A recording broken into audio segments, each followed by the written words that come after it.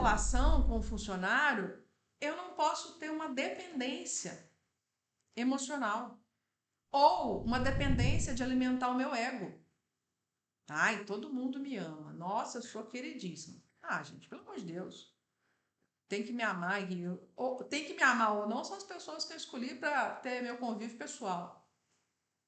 Se vier, como eu disse, né? Se vier amigo da fábrica, é lucro. Então, gente, dependendo de como você se estabelece ou se relaciona com as pessoas na fábrica, você vai ter uma dificuldade de colocar as regras para serem respeitadas. E aí o trabalho não vai ficar bem feito. E aí vai ter essa sensação de que você fala e as pessoas não te ouvem, que você repete 1000 vezes a mesma coisa e ninguém te dá moral. Porque você confundiu as relações, você não botou limite nas relações quando devia ter colocado. Né? Então, e quanto mais a gente, por exemplo, nesse medo do conflito, nesse medo de estabelecer as relações, né, os limites de cada relação, a gente deixa de conversar sobre o problema. A gente deixa de conversar sobre o problema cresce.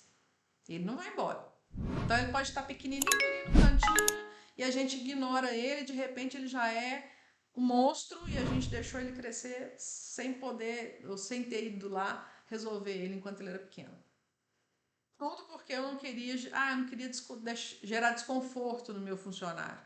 Ah, fulano é tão bom de serviço, ele é difícil de convívio, mas é tão bom de serviço, então não quero mexer, porque senão já viu, né? Aí a minha fábrica não roda.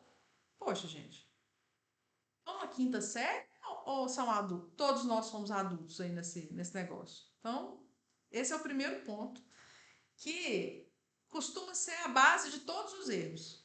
É como eu defino a minha relação com o meu liderado.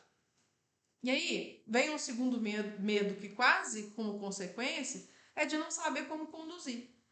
Porque muitas vezes você não confia nas suas próprias habilidades de conduzir a conversa, tem medo de provocar alguma injustiça, tem medo da reação do funcionário, que tem uns mais exaltados, uns mais esquentadinhos, e a gente sabe que isso sempre vai ter. Então, tudo isso vai trazendo esse pavor do momento do feedback e as pessoas vão meio que fazendo de um jeito que não traz resultado. Né? Então, eu já escutei muito, por exemplo, eu tenho medo de não ser claro o suficiente, né, para o propósito da conversa, para aquele momento da conversa. Já escutei que o meu tom de voz ou que a minha forma de me expressar é muito ríspida. Então, a gente tem que também saber dosar, né, gente? Porque para a gente não ir para uma conversa num nível de toxicidade muito grande, e aí a gente vai ser tóxico, e também não vai ser legal, e também com amenidades demais. Né? Então a gente tem que ter um equilíbrio nesse momento aí. Equilíbrio é tudo, né? Gente, quanto mais honesto, olho no olho a gente for, é a melhor referência. Seja honesto, fale a verdade, é aquilo que é. Você não precisa ficar embaçando a realidade. É o pelo qual vocês estão sendo cobrados mesmo, ponto. Não precisa ficar floreando, né? Então, muitas vezes, esse medo, né, de não saber como conduzir vai travando a gente. E, como eu disse, né, não é o momento mais prazeroso do mundo, mas a gente tem que levar e tem que conduzir. E muitas vezes a nossa experiência anterior negativa, né? Poxa, eu dei feedback, a pessoa saiu gritando. Eu dei feedback, a pessoa saiu chorando. Então, as experiências negativas que a gente possa ter tido, isso vai travando a gente. Fato é que a gente só evolui e elabora mais e se acostuma mais a esse momento à medida que a gente faz.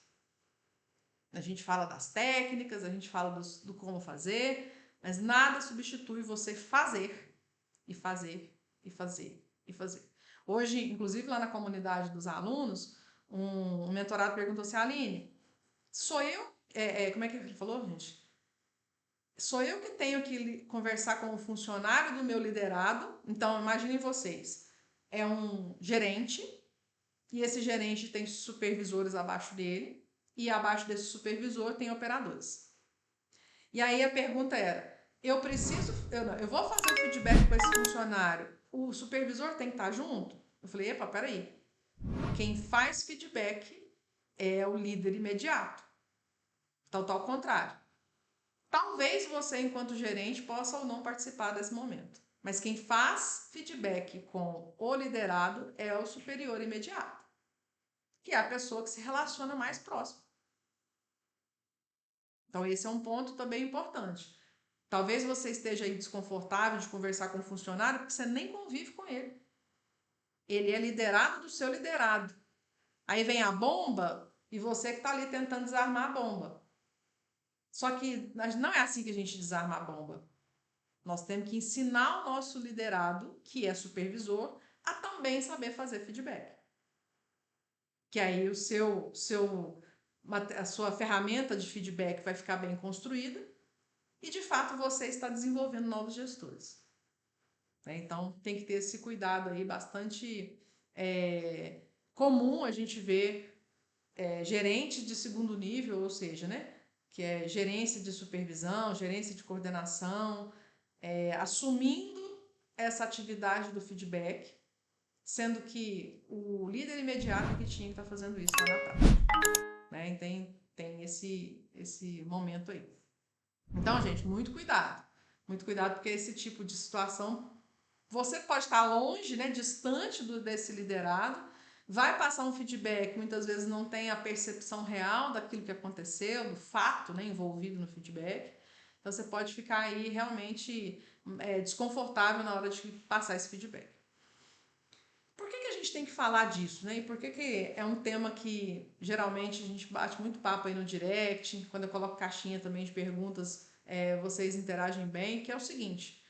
Primeiro que é uma ferramenta que, para quem tem equipe desmotivada, muito provavelmente está usando essa ferramenta mal utilizada, né? Então, para equipes desmotivadas, ou você não está usando a ferramenta do feedback, ou está usando de uma maneira equivocada.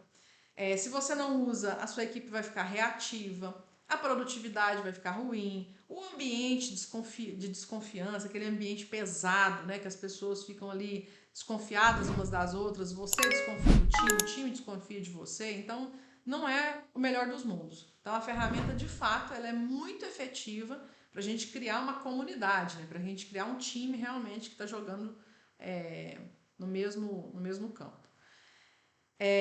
Eu gosto até de falar de usar esse exemplo, né? A gente tem uma aluna dentro do Acelera Gestor que, usando feedback, usando as ferramentas, né? Tanto feedback, alocação de mão de obra, plano de desenvolvimento individual, muito alinhamento, né? Dia após dia fazendo alinhamento com o time, ela tem conseguido, assim, uma façanha de sair de 20% de turnover para 3,75%, ela me falou ontem.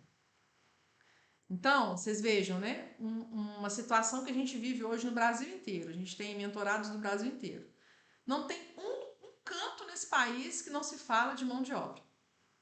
De dificuldade de contratar, dificuldade de treinar, dificuldade de manter. É um assunto que em qualquer canto do país vocês podem ter certeza que isso está difícil. Não é exclusividade de uns ou outros, não. Quem dera se fosse. Mas a gente está assim de uma forma generalizada. Quem consegue, né? E quando a gente consegue fazer um feito desse, né? Tirar esse problema do turnover que é tão danoso para o processo, tão prejudicial para o negócio, tão, né, prejuízo no final das contas, com uma ferramenta como o feedback. Então faz todo sentido aprender a fazer isso do jeito certo. Você pode falar assim, Nini, mas as pessoas não respeitam meu cargo, né? Elas não me respeitam como líder. Teve até uma pessoa no direct hoje que me falou que voltou atrás em aceitar um convite de entrar para uma gestão, porque ainda não se sentia pronta para isso, justamente porque as pessoas não o reconheciam como líder. Então, assim, o meu recado foi resumidamente o seguinte: a gente só consegue melhorar como líder sendo líder e buscando ajuda. Então, se você recuar para achar que vai aprender para depois avançar, não necessariamente.